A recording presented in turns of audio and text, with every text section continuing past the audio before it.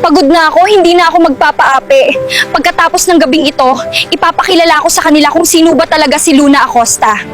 Mananong Ben, tara, pupunta tayo sa University ni Luna. Naimbitahan ako bulang main sponsor. Hindi ito alam ni Luna, siguradong masusurpresa ang aking prinsesa sa pagdating ko doon. Attention everyone, I would like to introduce to all of you our main sponsor to our university, Mr. Wilbert Camero, ang pinakamayamang tao sa buong syudad.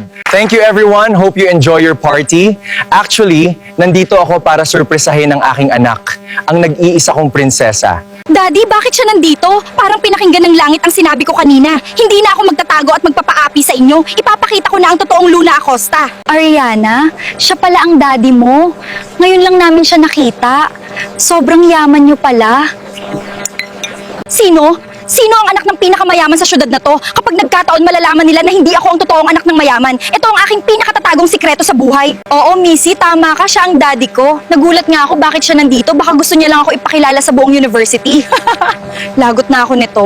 My daughter, nakita rin kita. I have been looking everywhere for you in this crowd, and I am so happy that I finally found you here tonight. Ariana, palapit na dito ang daddy mo. Tinawag ka na niyang my daughter. Sobrang bongga talaga ng pamilya mo, Ariana. Talagang nakaka-excite ang lahat ng nangyayari ngayong gabi sa'yo.